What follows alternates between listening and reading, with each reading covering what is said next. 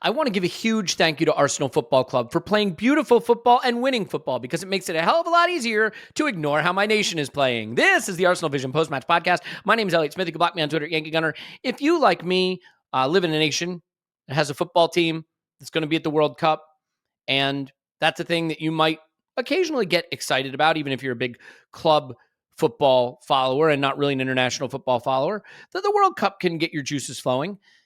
But sometimes your nation plays terrible football, led by a terrible manager, and it leaves you feeling not great about your prospects at that World Cup.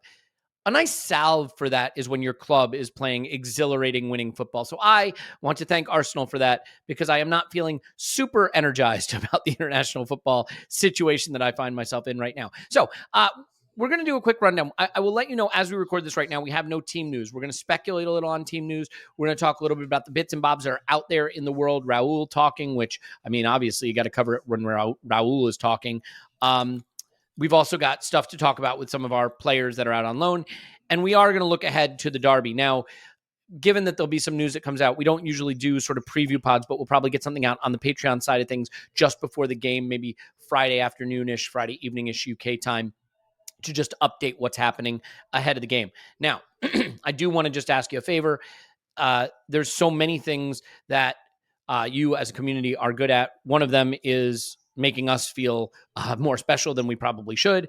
And I'm asking you to do that again, if you don't mind, by voting in the FCAs for us, and actually in the FSAs for Arsblog. I think he should be nominated by now. I'm sure most of you have done that, but the Arscast is up for the FSAs. We'd like to win the Football Content Award and defend our title against, I should mention, a Spurs podcast.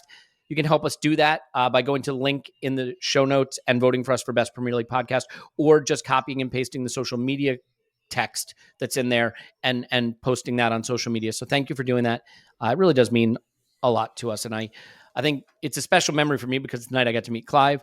Our first live event was that weekend. So just special memories. Now, I have mentioned Clive, so I should probably introduce Clive. He is on Twitter at ClivePFC. Hello, Clive. Hello. Little pregnant pause there. Thank you for that. Just enough time for me to have the fear that there's something wrong with the internet or your microphone, but it's good to see you. And back from his tour of the world. He was on a world tour doing his folk music, but he's back to the thing he loves most, which is podcasting. His name is Paul. You can find him on Twitter at PausingInMyPants. Hello, Paz. Woohoo! Even Clive's pauses get pregnant around him. Oh my goodness. I mean, that such is the nature of that voice he's got on him. Let me tell you. What a man. I'm going to tell you, my guess is that he and his lovely wife have decided not to have any create any further beautiful life into this world. But you know, that's certainly their business, and we don't need to get into it. Clive, let's get off this topic quickly. News day. Have you been snipped yet? Is that something that's been done? No, I just got Sky. I got Sky Sports in, and that solved that problem really. So, so that was that. He looks like he's been snipped. You can tell, can't you, Elliot? So let me tell you something. The life drains out of them. A Sky Sports subscription and addiction to Arsenal and podcasting 6 days a week, that'll keep you from having children. I can tell you that much, if you know what I'm saying. No one's snipping me, mate. Hey, lads, we're doing banter. You know that thing the Arscast does? This is the banter. Yeah. This is the banter. Look at us doing banter. It's only taken 7 seasons, but we finally arrived at the banter. And of course, our first banter would be related to male vasectomies. So that's good. Anyway, hey, what's going on in the world of football, guys? Let's just start with some team news speculation. We don't have team news per se. We have, I think, some positive noises, and that could actually be related to the conversation we were just having. But the positive noises are around the players that we have some question marks around. So, Clive, let's take this one by one. The first one, obviously, I think the one that maybe even most important, given the paucity of options that we feel are really ready to step up in a big spot, is Thomas Partey. And Thomas was called back during the international break due to some concerns about his knee. Now, what makes this less scary is there were rumors that he was going to play on Tuesday against Nicaragua in their friendly. And I think Arsenal, maybe getting a little more savvy, a little better at working with these nations, says, hey, can you send him back to us? He's back. What's your current position, feeling on the Thomas Partey thing? Precautionary return and he's good to go, or everybody panic?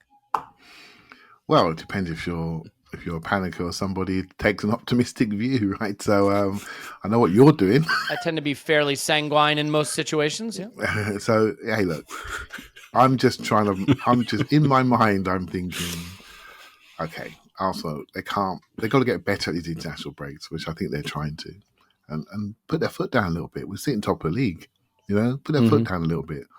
I watched Liverpool where they manage international breaks towards the end of the season. It's much better than us. And so we need to say, look, don't mess with us a little bit more. Let's see what happens, right? I'm hoping it's okay, but I look at the stretch of fixtures we have in October and nothing in my mind or body says to me he's going to be able to manage all those games. So I must say that you did a really nice thing the other day when you spoke about his minutes, and I think you should share that with a wider group around how he was managed at Atletico Madrid. I think a lot of people maybe missed that. I know I did. I know I spotted things around his fitness towards the end of games. That's anaerobic fitness, but not really just in games that I'd watched and reviewed when he was going to sign. So I had a view about him and his energy late in games, but not how he was managed on a minute-by-minute basis. So for me, he worries me mechanically by the way he moves. I think he runs with stiff legs, and particularly when he's not fit. When he is fit, he looks unbelievable. He really reminds me of Aaron Ramsey when he was fit. When he was fit, he was just amazing. When he wasn't, he couldn't catch a cold, right? And it's just one of those things. It sometimes takes him time to get up to his level. So yeah, I think how Atletico managed him maybe is a prelude to how we should manage him. At this point, I will let you give us the data.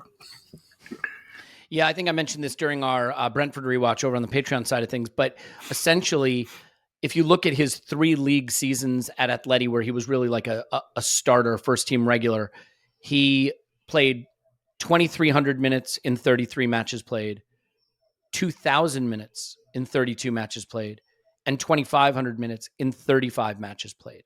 He played all the big games. He played all the Champions League games. If you go back to when he was at Almeria, 31 matches played, 2,300 minutes. Even in a season at Mallorca, when he played 37 matches, he didn't top 3,000 league minutes. So this is a player that, for one reason or another, has been managed. Maybe it's something related to what the medical teams have felt he was capable of doing for the reasons Clive states, is mechanical. The way he moves mechanically, there may be issues there that lead to soft tissue injuries. I don't know. What's interesting is in a 33-game league season that he played in 2018, in 2019, he actually played the same amount of minutes for Atleti as he played for us last season in 24 matches. So it just shows you that the usage has been a little different. And I think, Paul, that points to the fact that if you want to have him available for the games, you're really going to need this guy. And you could argue we need him for every game. But if you want to have him available, it does seem to be the case that the way that's been done, at least at Atleti and Almeria and beyond, was by managing his minutes. So what's your take on his current availability and managing him through an October where we play, 47 games? Well, I think that's all correct. He needs to be managed very, very carefully. My recollection of his Atleti days was like, I don't know if it was injury management. I know he had a lot of competition, and like he was a starter, but like you had Koke, you had Saul Negas, you had other lads, a lot of tactical flexibility. You'd be in for a bit. They were always making tactical switches, right? Very tactical setup. So, and the reason I think of that is because it seemed reasonable and rational at the time. There was a lot of conversation as we were getting party from people who watched that team that, like, he was a starter, but he fought for starts for positions with these other guys, depending on where they wanted to play Saul and how they wanted to play him and how they wanted to use him, how he was used within a game, from being used defensively to was he allowed to open up his game. And I don't remember any of the conversation at that point being that they needed to manage him physically. It seemed to be the tactical and competitional aspects seemed fully satisfying to people as to why he was used, how he was used. But it doesn't take away from the realities at Arsenal, which is, he's he's always had this challenge. And to be honest, my thought with him is, I remember Xhaka talking about how Partey found it difficult to adjust to the UK, to England, to a new culture, to a new whatever, and that he was kind of a quiet guy and he needed to speak up for him. And so stresses and strains behind the scenes psychologically don't always put somebody in the best frame of mind and mind-body effect and stuff. That would be my suspicions as to why in part he's having more issues. And I do agree with Clive.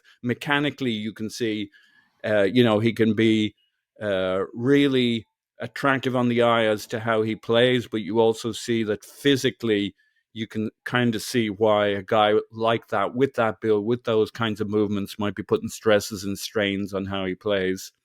One thing's for sure, we're going to have to manage how he works. And when you contrast that to our other midfielder we like to talk about these days as an interesting case, the Xhaka thing. I mean, the guy's just a fucking engine, right?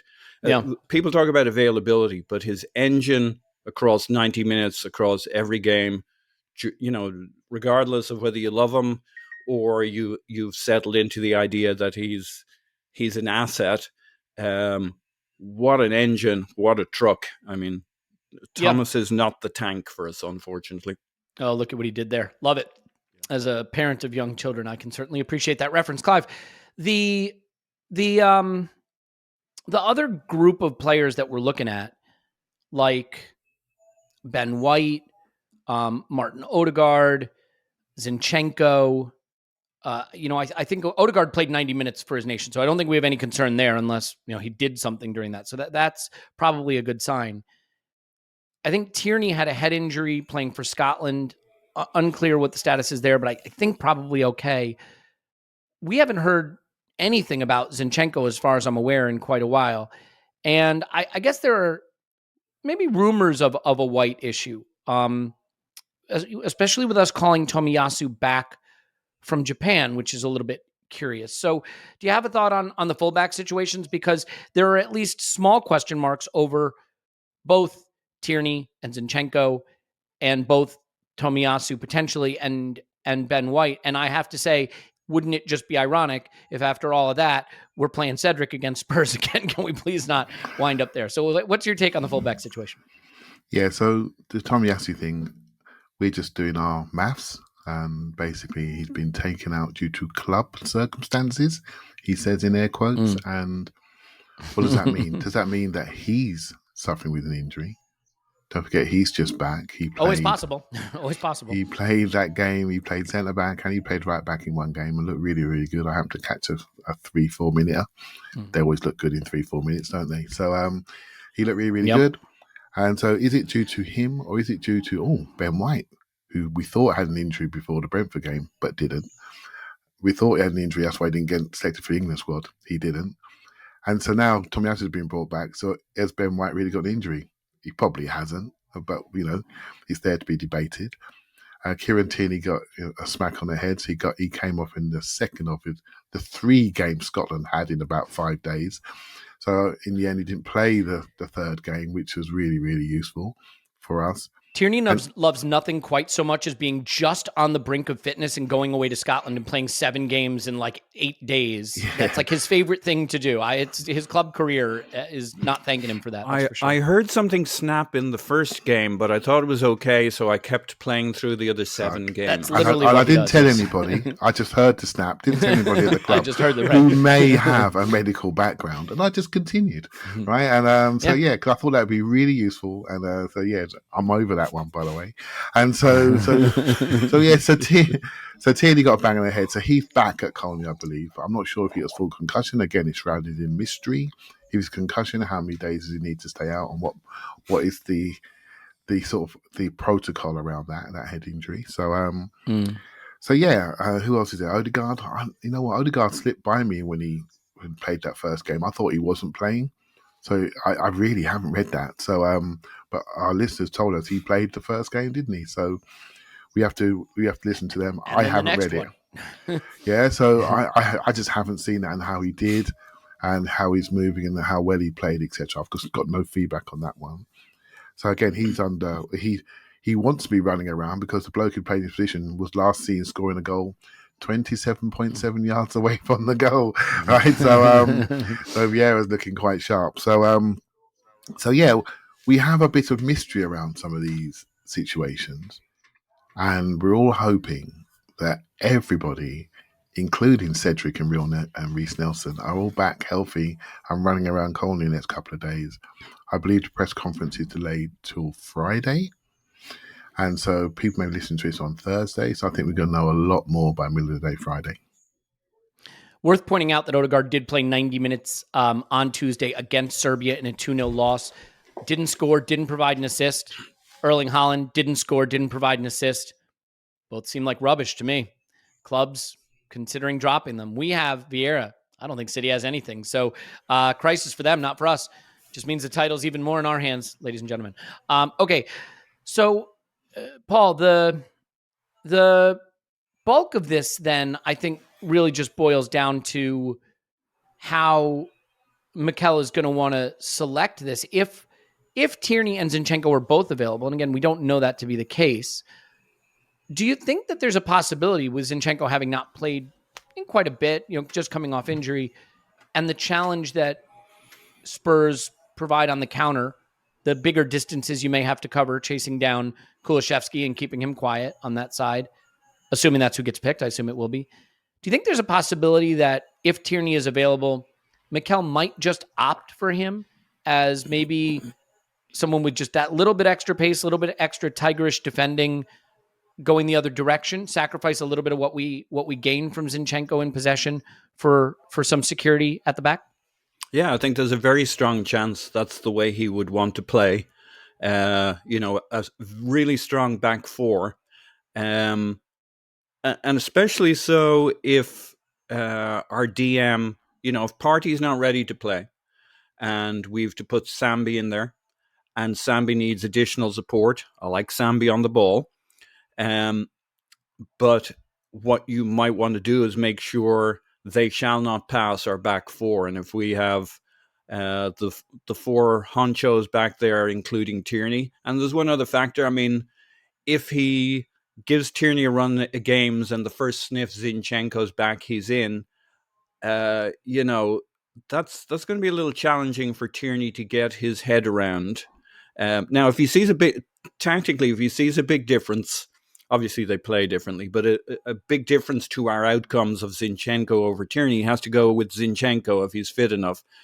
But, you have a similar challenge on the right-hand side with White versus Tomiyasu, in that I think we would tend to think that they're both very, very secure and they both add a lot and they both can do somewhat similar things. So he's got a call there to make there, but it would be very tough for him to drop Ben White, given that Ben White didn't get his international call up, and then you kick him in the balls by dropping him in the next game after that. He should do it if he thinks it makes the difference in the outcome of the game. But I think you start with White and Tierney to back the guys who, for slightly different reasons, have been working hard, doing well, have been playing, and give us the level of robustness defensively that we're looking for, and support Sambi in his midfield gig, and allows us to play. So I think that's a factor. It shouldn't be the dominant factor, but if you're 50-50 on these players, I think that's why a Tierney and a White may start. Yeah, I'm guessing you don't have an opinion on this, Clive, but I'll at least ask you, and then we can move on to something else, because I know this isn't the sort of thing that gets you going.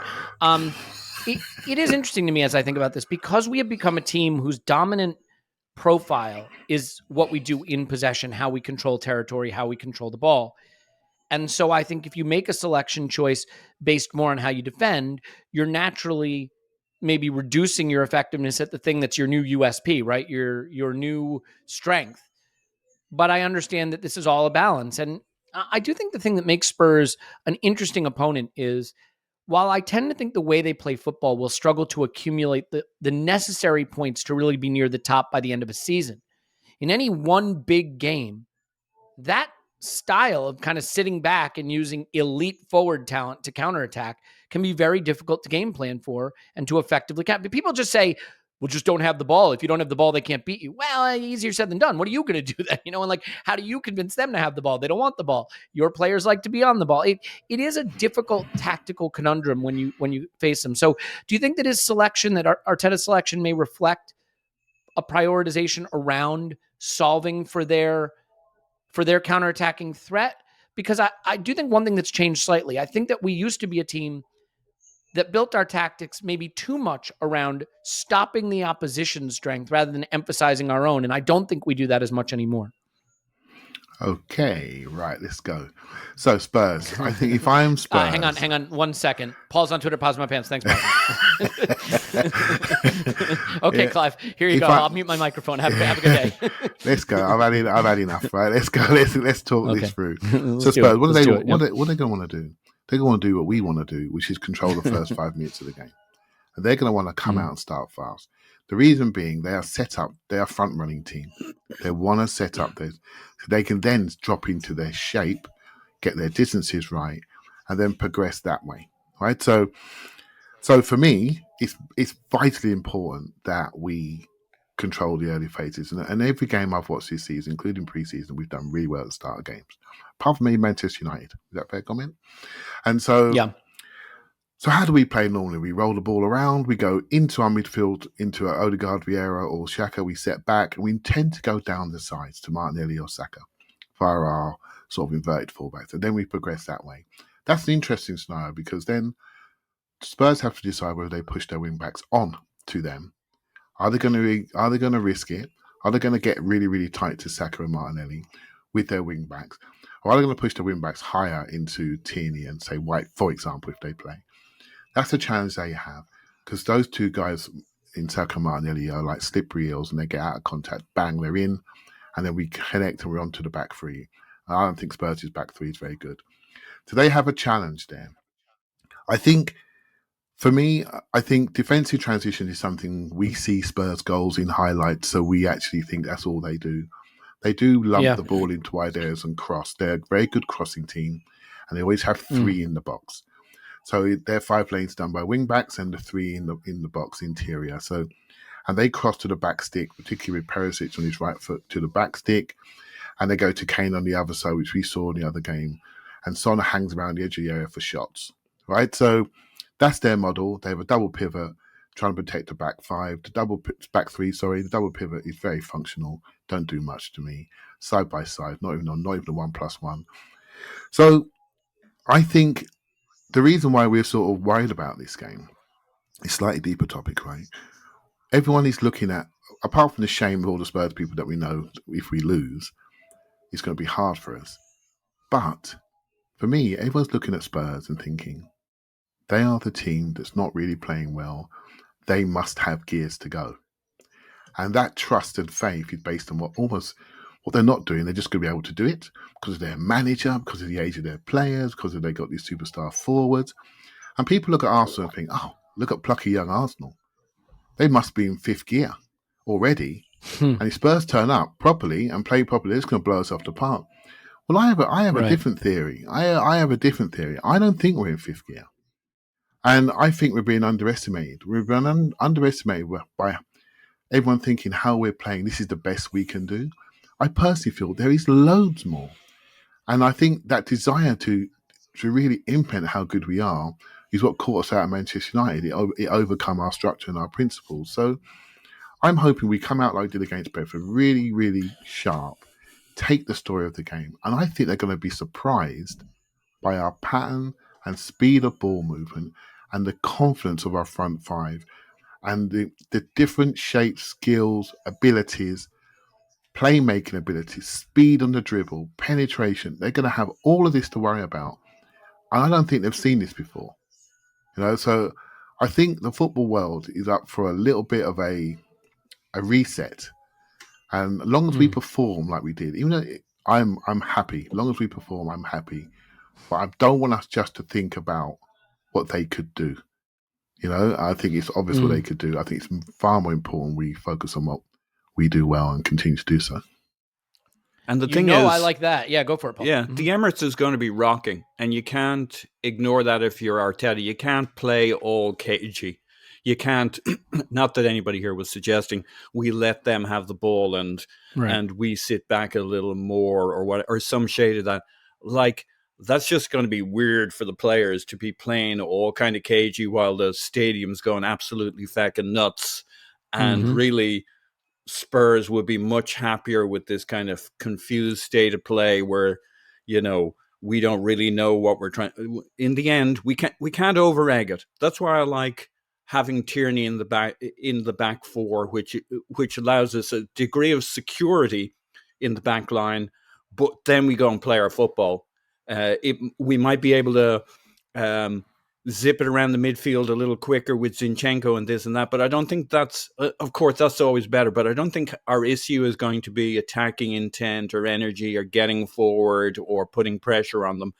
Our issue is making sure on the 2, 3, 4 occasions in the first half in which they get out, we're ready and we've got the players for it so that we can, with kind of a clear mind, go and attack them full out. So I like a slightly more defensive back line so that we're secure to just go at them in attack, especially if we may not have Partey as DM. So, and like a manager who tries to be too clever with caginess, not that anybody was suggesting it, is going to get himself in trouble with that much energy behind the team. It's interesting because if I look at Spurs results, I'll just say this quickly and then turn it back over to you, Clive. The game that I felt Spurs were most thoroughly outplayed this season, I've unfortunately watched quite a bit of Tottenham. Okay. I thought that they were soundly outplayed by Chelsea. And they did sort of what they do, which is a bit of a smash and grab. Now, Chelsea had 65% of the ball in that game, and I thought really outplayed them. I do think that if you keep this Spurs team under enough pressure, deep enough in their defensive third, you start to see the cracks show up. And as Klopp once said about Manchester City, they get you pushed back enough that you can't play your football and you just start going long. The key to me, Clive, we know Tottenham will go long. You have to smash them. You have to win that first or second ball. You cannot you can't let Kane take down that long ball and distribute it to Son or Kulusevski. You've got to find a way to win that first ball when they go over because if we press, they're just going to try to go over it. And you cannot let those passes connect with their targets and have them going 3v3 or 2v2 against your defenders, because that's where the talent they have in those attackers will expose you. You shook your head no, which is, to be fair, I'm fairly used to that at this point. So it doesn't even faze me, but I'm certainly happy to get your take on the perspective, which I assume you just completely agree with, and the head gesture was involuntary. I keep forgetting we're on video. We never used to do this on video. I just go, nope. No. You can just shake your head. You just shake your head, and I wouldn't even know. I just keep talking. No. Keep talking anyway. Now I shake my head, and I see Paul sniggering on the other side. So, I actually think we should press the backside off of them. I really do. That's what Chelsea did. We need to be really aggressive and press them. Now, I agree with that. By the way, I'm saying when they go long, I was going to say this is what you've always said, right? So we need to press the backside off them. I want us to be massively aggressive, and the reason why, I don't think their back three can look after the ball. So they're just terrible on the ball. Potentially, they're going to have Fraser Forster in goal, and he has got feet of clay, right? So absolutely need to press him. The unfortunate thing about Fraser Forster, he has one good game a year, and it tends to be at Arsenal's ground. And I've seen a few too many of them. The people who know what I'm talking about when he's playing for Southampton, it's a problem. He likes our ground. So we need to pressure them. So if they do go long, I'm not worried about us physically at the back, and in midfield to win the first ball, then the second ball, and then we turn around. So I do agree, the way Chelsea played Spurs, they were very high energy, very aggressive. They really took over the game, made it a real derby, and Spurs got an equalising goal at the end, which they certainly didn't deserve. In fact, it should have been down to 10 men. So they got maximum reward for about 2 shots, right? So that won't work at Arsenal, no chance. I think our forwards are better than Chelsea's. I think we've got more scoring threats. I think we've got more creativity. We've got different ways of progressing up the pitch. So I think be really aggressive, front foot. If they even pretend to play a ball around in their back line, we take it off of them, right? And then really say you've got to go long, because aerially I'm pretty comfortable with Saliba, Gabriel, White, Partey, for example. I'm very comfortable. Xhaka, if it goes in the air, we will be okay. And by the way, Spurs are the tallest team in the league, so having those tall bodies in our team is very important, you know. And to that end, if I was being pragmatic, cautious, Clive, I would actually think about playing Tomiyasu left back. But my son told me, don't be so stupid, no one runs past Tierney. I thought, you know what, he's probably right. And what would that do to, you have two other left backs in the team that you're not playing. That is no way for a son to talk to his father, I gotta say. Trust me. He's a 21-year-old boy. You seen that boy? That boy wants to talk that way to Clive. Clive just says, yes, sir. I'm sorry, sir. I said, yes, son, you are correct. And let me just take that back to the podcast, and hopefully they'll accept that. And so yeah, but I've always had a little thing about Tomiyasu playing left back. I've seen it in my own eyes. I think he can do it very, very well. If there's one game, this is the one against the biggest team in the league. But hey, look, that's just me being cautious. Kieran Tierney's a good footballer. If his head's right, he should play the game. Pop. Yeah, look, I just want to give you a little support there, Elliot. I know what you go through when you're talking and Clive starts shaking his head. I actually talked about it in the AVP clips thing. I can't remember what the topic was, but I referenced you were like sky high on ayahuasca and mushrooms based on the last AVP clips you did, so I can understand why you don't remember. Complex systems or something. But it was on a point that I wanted to address because on the previous pod, Clive has shook his head all the way through my 5-minute talk on it. And I'm like, I remember trying to say things that would get him shaking nod. His head up and down. It's the kind of stuff Clive would like. And he still was shaking his head. Now. And I don't know still if it was the question or what I was saying, but you know what I'm talking about. What you were saying. Yeah, you know what's even worse is if I'm talking and you're agreeing with me. That's when I start to say, "Uh-oh, this has gotten off the rails." So I try to avoid that at all costs. Let me ask you something, Paulie. I was thinking about, unfortunately, this morning was last season's away Derby, and it's funny because we all remember going to pieces at Newcastle. I think we folded. Candidly. And we didn't have the players. The thing that everybody sort of forgets, it's not just that we didn't have Gabriel Jesus. We didn't have anybody, right? Like we were going through that period really, really weak. And Mikel made some really suspect decisions, as we know, ironically, at fullback. We've just been discussing fullback. He made some poor choices. But I look at that game, and it's hard to draw too much from it, Paul, from the first 10 minutes or 8 minutes or whatever it was. We came at them. We played the football. We looked like we were in pretty good shape in the way we were playing them. Then they get a soft penalty. Then they get a red card. And the game is done and dusted and it's over. I still, we did not look overawed when we came out from the opening whistle until that penalty. We didn't look overawed. We looked up for it. We were playing with a pretty weakened team. And I still think that the way we approached that game was right. And the reason I bring it up is that I think as we go into this game, like I don't think there's always something to fear with the referees. Don't get me wrong. Kane penalty, you got a budget for that basically. But I do think that the way we approach this game doesn't have to be a special tactical setup. I think there's always a concern that these players are going to be overawed by the big moment. I don't expect that to be the case at home with this group. With our best players available, there is a tendency to think about mentality a lot. But when I look at how last season ended, I can actually explain it as simple as look at the players we were trying to get through that period with, right? Look at the midfielders we were missing. Look at the defenders we were missing. Look at what we were trying to get through up front. So could this really just be as simple as this Spurs team ain't seen nothing like us. They didn't have to play us with this group, and this group is a hell of a lot better than what they've seen before. And so just go play your football and let your quality show. Yes. Yeah. Like I've been biting my arm off every time people go back to overdiagnose the Spurs game and the Newcastle game at the end of last season. It's really fucking simple why we got beaten. And like, you don't need to go to all these places about, we should, like, look at the players we had. look at the state we were in at that point. This was a young team that was exhausted and lacking players, especially in the final 6 players of the deepest 6 players of your team. We were a mess. And you go to Spurs stadium, and you go to the Newcastle stadium, and they are absolutely rocking those two teams. Feeling good, got their energy, got all their players, crowd behind them. Like, we think somehow we don't remember that Newcastle got stronger and stronger as that year went on, as that season went on. Like, there's no real mystery why our team lost those games last season.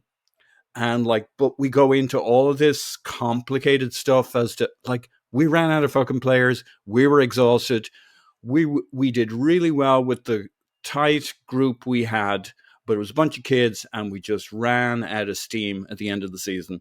And, we came back. There was kind of a false dawn as we played against some of the lesser teams, and we played the good football towards the end of the season. And then we ran into 2 teams that were strong, ready, had the players, and were absolutely up for it in front of an electric crowd.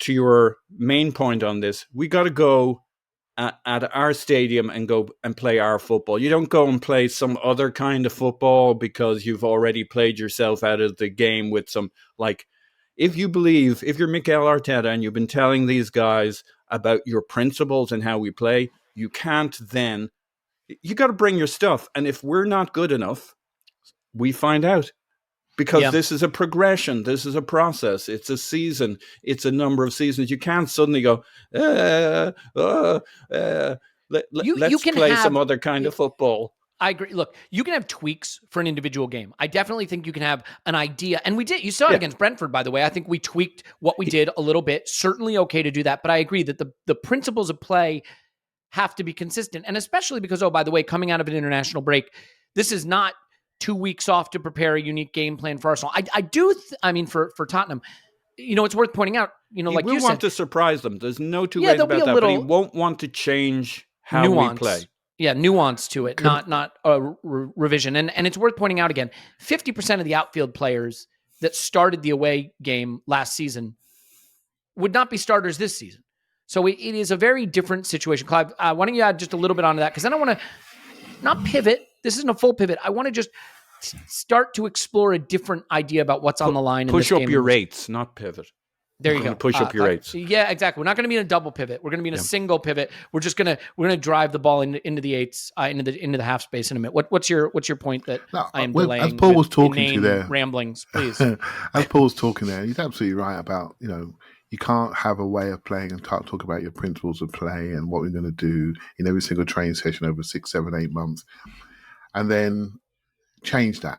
And so we went for them, and it didn't work out. But there is another side to this debate, and I have to have it because I think it's worth it. And other people will be nodding, so I don't agree with that. And I say let's give their side of the debate, right? So the club would know the health for those players. They would know there were some names on the team sheet that weren't healthy, and there is a time, maybe, when a more pragmatic approach is required. Now, I got this from Paul, actually, and I remember this really clearly. We had a pre-game show for the Spurs game, and Paul mentioned about Anfield and how we approached Anfield, how we wanted to get to the first half 0-0. And it's something that I'm paraphrasing Paul. I want to get to the first half 0-0. And I took that and think, you know what? That's really smart. Because I thought to myself, we don't need to win this Spurs game. Could we have not set out our stall, let the game come to us? If we're 0-0 at half time, that stadium is going mad. Because they need to win this game to close the gap. And we did not let the game come to us. In fact, we went for it so aggressively. We ended up in 10 minutes after 20 minutes. Now, if I'm sitting there with 80 million quid on the line, which is a difference, well, I'll say 50 million quid on the line, difference between Champions League and Europa League money potentially, mate, could I just stick my principles up my backside for 5 minutes and say, hold on, I've got Ben White with a hamstring, I've got Tom Yasu's out, I've got no Thomas Partey, I've got no Kieran Tierney, I've got issues at centre forward. These are things that Holding happen started over a Tomiyasu season. on the left, but yes. Holding started. So you're absolutely right. Sorry. Holding started against the quickest player in the league in open space. Cedric started. I mean, there are things he goes, hold on, I might need to change. I'm not sure we had the personnel to change, but I do feel the approach of letting the game come to you on occasions is not the worst thing in the world. Our desire to want to show how good we are can sometimes overcome some sensible pragmatism in possession. Where, and it's just a feeling I have, and I got the same feeling at Manchester United, Paul, as well. And I've had this feeling we know we're on the cusp of something, but the desperation to deliver that can sometimes look a little bit naive. Does that make sense to me? Yeah, it makes a lot of sense. Yeah. Can I say something quickly? That's where I wanted to go in a minute. So yes, Paul, very you quickly. Can have 10 seconds, and then we're going to go in that direction, please. Yeah, I fully agree with that. When I say we got to play our football, I mean at home, at the Emirates, when we're playing great against Spurs.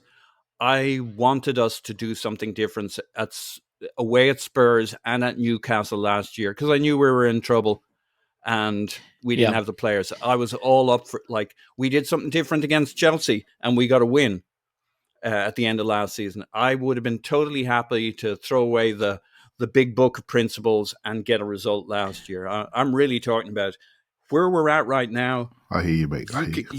You can't be ready with the team, strong, playing your good football at home against Spurs and then say, we don't believe in what we're doing. Sure. Look, I think if this is the 38th game and you need 1 point to be champions, you literally do whatever you think gets you that 1 point. But if you're in September... that's a principle too, winning games. Winning games. But if you're in September and you got a whole season ahead and you need to show that your football is your football, I get it. Yep. Look, the funny thing is, for 22 minutes, we were the better team away at Spurs. And then we get a ridiculous penalty given against us. And I think it shows what we know already going into this game. You give that team a goal lead and you have to really go at them and they can sit back and play even more to their strength. You are asking for it. Doing that down to 10 men, then there was no way to compete, especially with the players we had out there. That's not going to be the case in this game. So I want to talk about what's actually on the line in the next two games, but I also want to talk about mental health. So it's time for a word from our sponsor, BetterHelp. This is certainly, I love all our sponsors, like I love my children, of course, but this is one that I feel really particularly connected to because I did make the decision to do therapy many years ago when, I wouldn't say that I was necessarily having a mental health crisis, but I was going through challenges in my own life, sort of understanding what I was trying to accomplish in life, where I was in life, struggling with challenges in my personal and professional life. And it's about problem solving. I think what happens day to day, we're just trying to get through our day, right? Get up, get ready, get dressed, listen to the ArsenalVision podcast, obviously. Get off to work or get off to school or get the good grades or do well in the job and get home and spend time with family. And what you don't get is time to stop and think about what's going on with you. How are you? Take stock. Think about what's bothering me. Why do I have this feeling of concern or dread or upset? There's no time for that. We don't make time for that. And just like if you don't make time to get to the doctor or to work out or to eat healthy, over the years, it catches up with you. Therapy is about solving that. It's about taking a moment to stop and work on you and tell someone who is licensed to deal with it, I think this is bothering me, or I can't understand why I feel this way, or I'm struggling with this challenge and working through it. BetterHelp is online therapy. You can get matched with someone in under 48 hours who is licensed in a specialty if you need specialist help, which may not even be available in your area. It is more affordable. It is more accessible. It can be totally anonymous if you want to go camera off. You can change therapists. This is something that I just would recommend to anybody because it's the fine tuning. It's not always just the big problems. It's the fine tuning. So if you're thinking giving therapy a try, BetterHelp is a great option. When you want to be a better problem solver, therapy can get you there. Visit betterhelp.com/ArsenalVision today to get 10% off your first month. That is BetterHelp, HELP.com/ArsenalVision. No, you know what? I've been saying that wrong the whole time. And that's a shame because they went ahead and gave us our own little promo code thing, all for me to mess it up. It is betterhelp.com/vision. Just the vision. You just need vision. There you go. BetterHelp.com/vision. That's better, HELP.com/vision. Do it now. And of course, one thing you do need to know, UEFA Champions League soccer is streaming on Paramount Plus. 9 months of heart-stopping, hold-your-breath exhilarations underway with the biggest stars, top teams, craziest fan bases across Europe.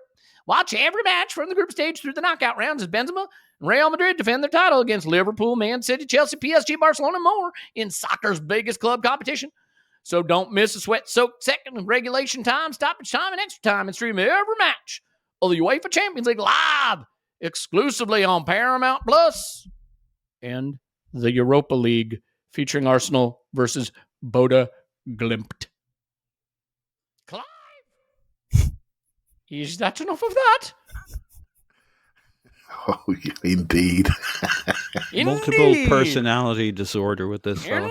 Indeed, it is enough of that. Good morning, Vietnam. Pardon? I did live in Nashville, Tennessee, briefly. And I can tell you that there are two different types of Southern American accents.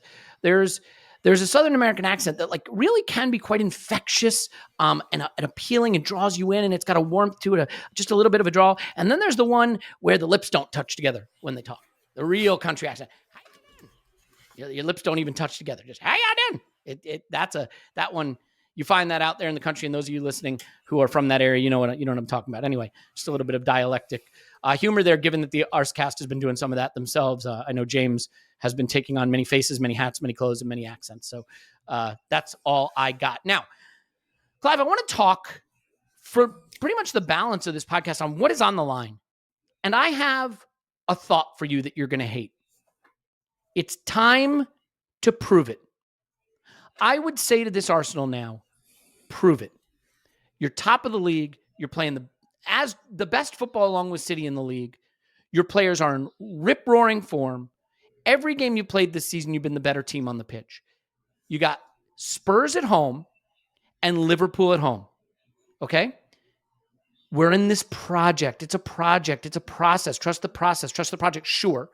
But at some point, you have to go from notionally being in the right direction to actually being the team you think you might be. And my statement to this team would be, you know what? You've got the talent. You've got the tactics. You're ready. Prove it. Go beat Spurs at home.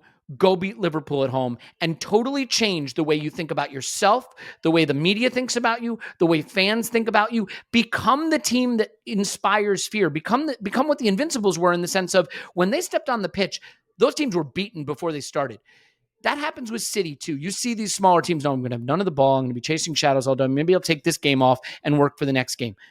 Prove it. Go prove your bona fides by winning these next two games. Clive, I think this is the moment where this team has to go from the process, from notionally great to just great. And we've got two excellent chances. Spurs at home and I would say a Liverpool that is still dangerous, but not as dangerous as they've been at home. And we owe it to these two teams. So what is your reaction to my idea that it is time for us to prove it in these two big games? See, I think that's dangerous thinking. I think it's gotcha. I think it's dangerous thinking. Anytime I suggest we have to win a football match, you got Clive and Paul over here saying, now, just a minute. We don't need to. Yeah. All right. Well, hey, look, we all want the moment. We all do. We all want that moment where we think, that's it. We've arrived. We've all want that moment. Here we go. We've shown everybody we can do it. We've arrived. You know I'm going to say it. I mentioned the word arrive. You know I'm going to say. You never arrive. Yep. You never arrive. There's always another a game. There's always another problem. I'm sure when Manchester United rolled into Brentford, they didn't think they were going to get beat 4-0. Right? There's always something around the corner. You never arrive. As soon as you think you've cracked it, you end up in the trees. It's just the way it goes, right? And so that moment look we're at Liverpool, after, the end of last season, right? I mean, they thought they ended at a level that could win the league, that could have won the league, that they were just ready to take on City again this season, and like pride comes before a fall. Shit happens. Like, well, look, the more obvious answer is just that they're at the end of their project and we're at the start of it. Like they are on the decline. And we are on the up, so we say this now, but we've done. I've done a few podcasts with you, Elliot. You've mentioned the word Liverpool a number of times, and we've been speaking about Liverpool with such wonderful terms, if not 3 months ago, right? So, and suddenly we open our eyes to a different Liverpool post the pre-season. We see the injuries. We have a little closer look at their midfield ages. They have some injuries, and suddenly we've gone, oh, they're into the cycle. They lose Mane, who's a very aggressive fire starter for them. They get their money in. They spend 80 million quid on 100 million euros on somebody else who's still settling in. Back to the point that we all made, or definitely I made, the league's in transition. It's very much in transition. And I'm going to say something that probably contradicts myself. And something I've been thinking about, actually, because the whole league is the way it's financed, and it continues to be financed with big money. And I'm not sure where we're going regarding, I'm talking state money, I'm talking real big money, I'm not sure where we're going, how we're going to be financed. And some people say, you have to readjust your, what is success. I'm starting to wonder, and it's going to sound really, really controversial. I'm starting to wonder if this is the year we can win it. Is this the year? No, I'm telling you now. I'll go farther and say if we don't, we should sack Arteta. No, if we're not, if we don't have it wrapped up by April, I'd sack Arteta. Let me tell you why, right? Because Chelsea they're gonna flex. They are gonna flex their muscles, right? Liverpool will readjust. Whether they can do it quickly because of their financial model, Man City, when they're gonna go again, right? What if they buy a Jude Bellingham? What if they get him in? And that's the midfield fix for a little while. And the players that are out there with the top talent, they're 100 million pound players. We can't do it. And there is a window that we think is 2-3 years down the road. What if that window's now? What if that window's now where Chelsea are, where City are? They're in transition as well, by the way, bringing in new fours. Okay, the guy's a machine at the moment, but that may not always be the case. What if there's a problem there? There is a window right now. This is what worries me about Spurs as well. They recognise there's a window right there. Look at their ages. There's a level of pragmatism about them, level of functions about them, that in a compressed year, when it's compressed one end and it's split into 2 seasons, is this a Leicester year?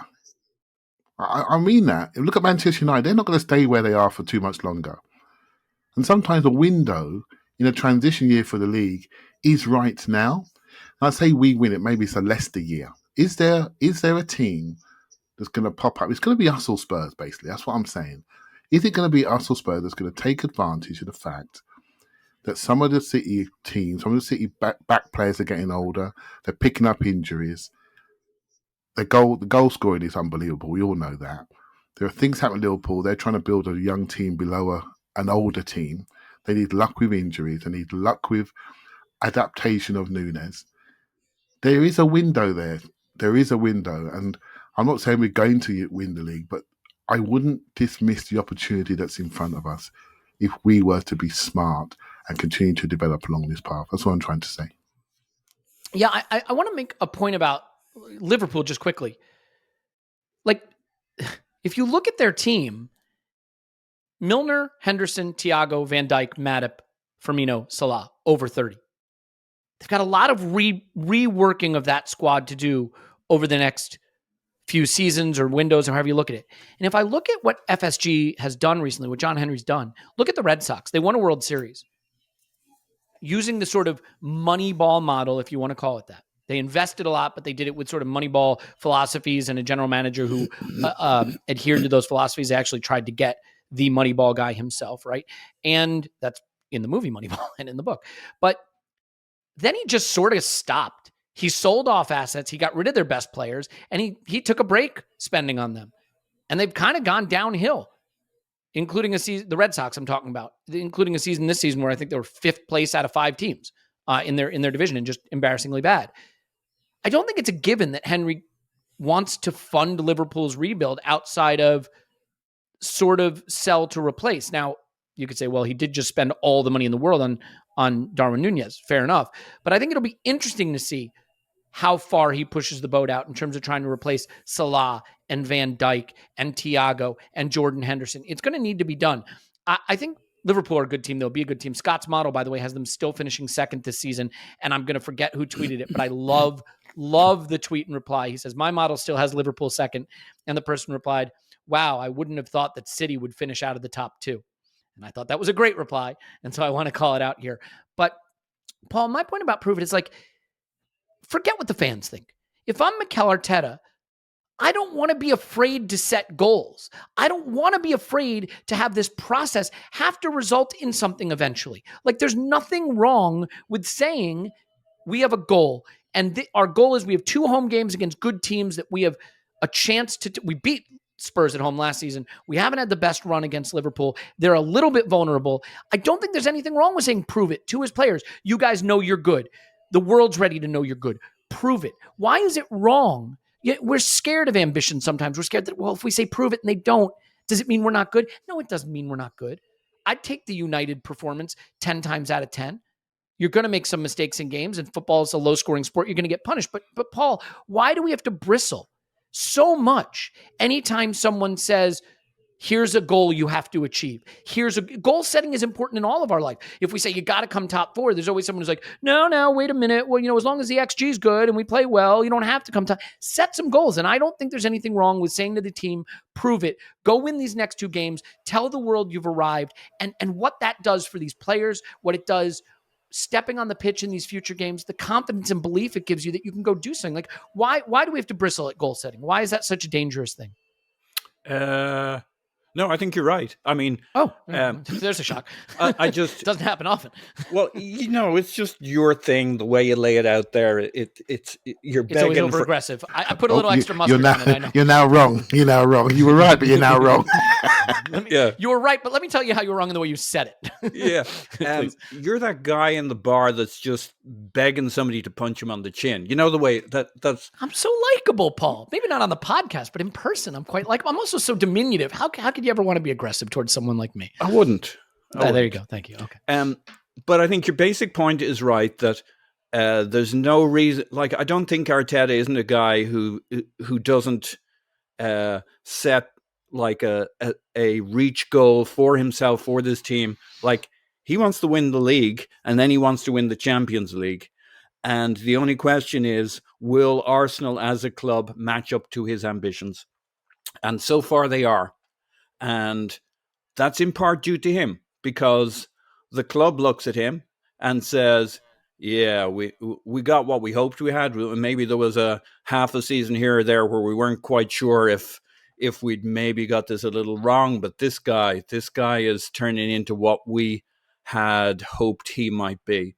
And the stars are starting to align, and they believe in him, so they invest. They invest so he can perform. Mikel Arteta is not a man of ordinary ambitions. And so there is absolutely no way that he looks at any one of these games without understanding where he thinks the path is. We can see with him, with how he talks, with how, why is he so cagey about, for a nothing game, about whether this player might be available or that player might be available? Or if you hear him talk to Eiderval about how he's kind of trying to get an advantage just before a game starts by holding back information on his players or spying on their lineup before he sees it all part of a trajectory. So there's absolutely no way he doesn't see these games as a test as to where we're at. And we've seen him say things like, if you want to be in the Champions League, this is a game you need to win.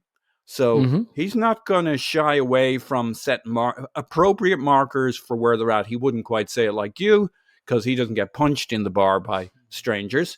But he's basically saying the same thing. I could see him getting into a scrap with his level of intensity. I could see him getting into a scrap or two. Yeah, he got a lot of red cards in his day. Yeah, he's going to look at these games. They're at home, right? If this was away at Spurs, it's a whole other ball game psychologically for where we're at. Blah blah blah. But later on this season, when we go to them, if we're rocking and rolling, we're doing our stuff, he'll see that as an opportunity to show progression over the year before. He thinks we're going places. And these 2 games are another marker, as the Liverpool games around the New Year were last year, a way of testing ourselves. these 2 games coming up are a way of testing ourselves. And for him to be able to say to the players, you got more to do. If we win, great. If we don't win, guys, it's not our talent. It's not our football. Psychologically, we have things to do. You can't fake it. You can't talk yourself into it. You got to work your way there. You got to live it. You got to embody it. I want to be clear. I've been as high on how we're playing this season as anybody. I believe it. I don't think it's a mirage. I think it's real. I think we are one of the best teams in the league, behind probably only City right now in terms of what we're doing on the pitch. I don't like having to show the field tilt and the XG and the shot totals and the possession totals and the PPDA to say that we're good. I like pointing to the scoreboard like everybody else. That United game hurt me only because I don't think we got the result that our football. I will never use the word deserve. Deserve is not a word that belongs in football, because if you lose, you deserve to lose. It's that simple. But I want to be able to point to results. And the other thing is, look, we may not win the title, guys. I hate to break it to you. We may not. Seasons are also about big games. You can come away from a season. I mean, I guarantee you, if Everton finish 8th and beat Liverpool twice in a season, their fans are going to feel okay about that season, right? I want to beat Spurs. I want to beat Liverpool. I want to beat Chelsea. These are games I want to win. And I think we've arrived at a moment where we can create those memories. And I think winning those games leads to winning them in the future. Paul, do you have something to add super quick? And then back to look, I agree we're great on the ball. I think we're one of the best couple of teams in the league on the ball. I think defensively we're really good. But I think there's a fragility and some issues for us transitionally. Like, we have our weaknesses, and if you're Conte, you're going to be licking your chops. So we're really good at football when we have the ball. We haven't had a lot of experience being the better team on the pitch and then getting countered by a really good team. We were quite good last year, so we weren't as overextended over our ski tips. So for me, the area of our game where I feel, and we saw it in the United game, right? That could be a replay of what happens against Spurs, right? There are things we need to get a lot better at before we're a robust team that can rock into stadium after stadium, team after team, one playing back, one attacking, one mixing it up, one hitting us on the counter. That's why I don't think we're ready yet. We could be in the second half of the season, but in the first half of this season, we got to be able to flex in and out of different stages in a game, different phases, right, and never give them daylight. And we give a very good team too much daylight when they get the ball, and we're like, oh shit, we got to do that thing we do against weaker teams. So there are areas we need to tighten up significantly here. We're not the finished article or the second best team in the league yet. We're the second best team with the ball at our feet. Yeah, all right, Clive. I hear what Paul's saying there, and he's got Man United fresh in his memory, and that day we saw our ability, our want and desire to show what we could do on the ball, take away from our structure around the central space, and Eriksen took the mickey in that space and turned it through to one of the fastest forwards a couple of times, and they've won the game, right? So that was one game. We weren't as structurally strong. Now, I watched the Brentford game since, and if you watch that game, the number one thing about that game was our structure. It was outstanding. And we've obviously, Paul, they've done a rewatch, right? And they've watched the game and they've made some adjustments. And I thought our distances around that zone was much better. I thought Ben White's inversion was really, really good. Kieran Tierney was an excellent protector in that space. And Thomas Partey is what he is, right? So I never felt for 1 minute we were going to get transitioned on. I felt our centre-backs were a bit high against Old Trafford, didn't drop off soon enough. Much better in the Brentford game, much more controlled.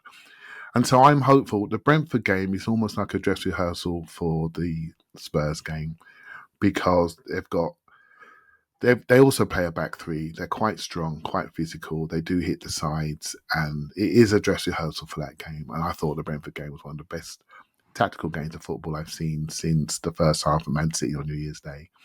So I'm hopeful while recognising everything that you said. And we're fans, right? So every single fear we could possibly muster, we're going to muster it. and Spurs are good on the counter. So why the hell not? You're not wrong. You're not wrong.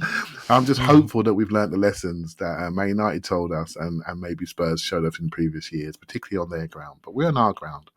And as you said, Paul, I'm expecting to dominate the ball, dominate position, dominate territory. It's about execution. It's about controlling the scoreboard, to watch out for them lot. If they score first, they've got the game they want. Yeah, I think we've been handed an opportunity. You can see things as potential pitfalls. You can see them as opportunity. We get Tottenham coming off an international break where their most important players have been away all over the place doing whatever they got to do. We've had a good cluster of players at home. They've got Champions League in midweek. We have Boda Glimt, I think, with all due respect to them, and they've had some really good results. I think they smashed Roma last season. I think they got a draw against PSV already in this Europa League campaign, but we can be a little more focused on the next two league fixtures. Liverpool, they got Rangers games, home and away. Our games in between that. They're going to play all their starters in midweek for those games. This is opportunity. This is opportunity to go do something that fundamentally changes the way we look at ourselves and the way the league looks at us. Clive? I just wanted to press that button, see what happened. But the hand raise button. We have a hand raise button, and Paul abuses it. Clive just I've never done it. He doesn't need to raise. I've never done it. Right. So was it exhilarating? But it's interesting where you're going in your mind, and I've just taken it a step further by saying, is this the year to really go for the league? Right? Is this the year to win it? And I just want to qualify that a little bit. We stopped mid-November, and we could be right up there, right? Do you have this big period of time where we can see our position is there for a while? If you're in the executive rooms, you're thinking, do I bring forward my investments? What do I do? We're sitting, let's say, first or second in the league. What do I do? This is not normal. We don't have this breathing time before the January transfer window starts, right? We're in the mixer. We're going at it full tilt. This is at this time, to reassess our ambitions, right? So when I say to you, this might be a Leicester year, it might be. It may not be, right? But it could be. And none of us know what this second half of the season is going to be. It's literally 2 seasons in one. And we have a period to really reassess and think, where is my ambition? What do I want to be? Do I do it now? Based on the competitive landscape of the league. I think it's going to be so interesting to see how we pivot. And there's an opportunity there if we seize it. And this is my point about opportunity and about proving it. Like, if we beat Spurs and Liverpool in consecutive games, no one's going to be laughing off the idea that we could go for a title. It may not happen. Of course it may not happen. It's really hard to do. And we have a team not above us. No teams are above us, but a team that may finish above us that can push for 100 points in any given season. I get it. But the thing that's dumb is if you want to laugh off, title this season, come on, guys, it's not realistic. Don't create those kind of expectations. Let me ask you, when should we win the title? What season is coming up where it's just going to be easy? What season is coming up where we're just going to go, we'll get 78 points and win a title? That season isn't coming. And I get that there's more seasons. Bakayo's getting not in his prime. Martinelli's not in his prime. Odegaard is just coming into his prime, right? The Gabriel Jesus has just started his prime. All of these players, Saliba, not close to his prime. Ramsdale, not close. We're going to get better. So I'm not saying there won't be other good seasons. But the idea that there's just going to be a perfect season to go win the league and this isn't it is silly. You may need 92, 93 points to go do it. And that sucks and that's hard. And as long as Pep's around and City's around, that it may only get harder. Newcastle's not going to spend less. Chelsea's not going to spend less. So right now, maybe you do it. And the way you do that is you start by taking the opportunity to big clubs coming to your place when you're playing well at a time of the season when you have the edge and you go beat them and you prove it. And nobody's going to be laughing off our opportunity then. And I'll tell you something. We also caught another break because we don't have to play City in midweek during this run. We're going to play PSV instead. And so we can push off the challenge of City a little bit further, really establish ourselves right at the top of the table before we ever have to see the one team that I think really can embarrass you, put your claim to rest and show that you're a pretender. But none of this matters if you can't go beat Spurs and Liverpool at home. Those are games, here's the reality. When you could win the league with 85 points, you didn't have to win any games. When you need 92 or 93 points to do it, you have to win the home games against big clubs. You have to. And so, Paul, I'll finish with you on this point. I'm not saying we're going to win the league. I'm not saying we have to win these games or the project is bunk. What I'm saying is there's an opportunity here. There's never going to be a season where the league just opens itself up to you and says, come win me. So I don't think it's right to dismiss our claim, but that starts by showing that we aren't just pretty football against mid and lower table. We are effective football in these big games, and we got 2 big games to do it. Is there a piece of paper where I can sign off not being on this vibe? I wonder why, though. Like, why is it wrong? Here's my why. Just pragmatism. I look at it and I say, how would I feel about this team if I was another club, another manager? Our squad's still pretty thin, as we're experiencing at the moment, and we haven't even got to the tough part of the season. Look, I agree with you that there's an opportunity, but it feels like we're obsessing on outcome, not process. I'm happy with us playing like one of the top 2-3 clubs. Okay. I'm just going to stop you for 1 second, then I'll let you go back because I want to clarify something. I'm not saying my evaluation of the season at the end will depend on us having won the title, Paul. Yeah. My evaluation at the end will be based on how we played and whether I think that we're in the right direction, all that.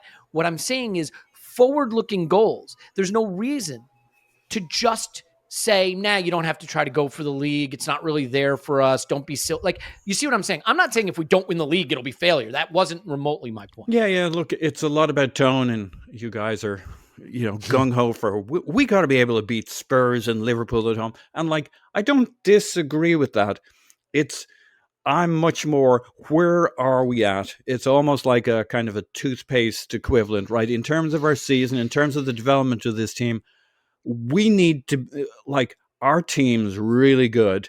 Now we need to kind of make it a lot more savvy, a lot more robust. Look at how games get won with your Harry Kane doing fucking dark arts and this and that and professionalism and working the refs. We're, not getting cards, we're not getting yellows when other teams get yellows. Like, we have so far to come as a team to be in the frame to win this beyond how good are we yet at football.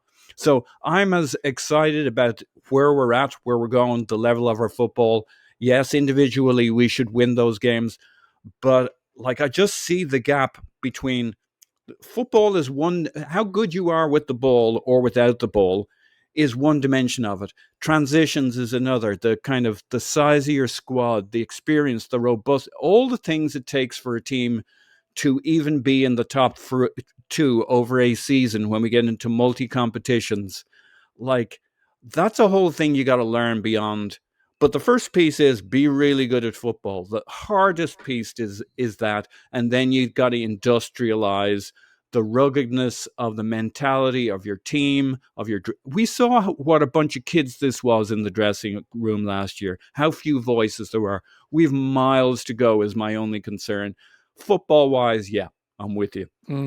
And the only thing I would say about the small squad, just as a point of reference, in 2019-20, when Liverpool won the league with 99 points, 7 outfield players played 34 games or more. 7. That means only 3 players had to play fewer than 34 games for them in the league that season in outfield players. Forget keeper. So, I think that while depth is important, luck plays a role. You got to get a little lucky to win a title, right? And part of that luck is keeping players fit. So we'll see how that goes. Look, just to be clear, for anybody who's sort of missing the nuance here, no one on this podcast is saying win a title or it's failure. I think the nuance is we love how we're playing. We love the talent in the squad. If we can go prove something in these next 2 games, I don't think it is ridiculous to look at this season and say, there's no such thing as an easy season. There's never going to be one. Go make this something special. Don't laugh off the idea that, we're top of the table after 7 games. If we're top of the table after 9 games, like, it's 25% of the season gone. Just go do it for the other 29 games. Easy. If you win the next 29 games after that, you're probably going to be champions. And I think that's what we'll probably do. Let's leave it there. We will probably have one Patreon piece of content before the game to just go over the latest news and look ahead. Paul's on Twitter. Pause my pants. Thanks, Pause. Woohoo! Always keeping us grounded. Or you might say the low expectation setter of the group. I don't know. Your mileage may vary. Clive's on Twitter. Clive PFC. Thanks, Clive. Thank you very much. The man who believes we should win the title will win the title, and if we don't, wants to sack Arteta. And then there's me, the man in the... I believe let's see where we are in November. There could be an opportunity. What will we do? That's the key thing. What will we do? Look, I'm already on record saying I think we win the next 31 games. So pretty straightforward. My name's Elliot Smith. You can block me on Twitter, Yankee Gunner. My hands are already clammy talking about it, everybody. I hope yours are too. Big week ahead, big weekend ahead. We love you so much for being here. We will obviously have an instant reaction after the game. We'll have one more piece of content, I think, before the game. And most importantly, I hope you have an amazing, amazing day on Derby Day. A day that is nervy like no other, but can be exhilarating like no other as well. We love you. And we will talk to you after Arsenal 10, Tottenham 0.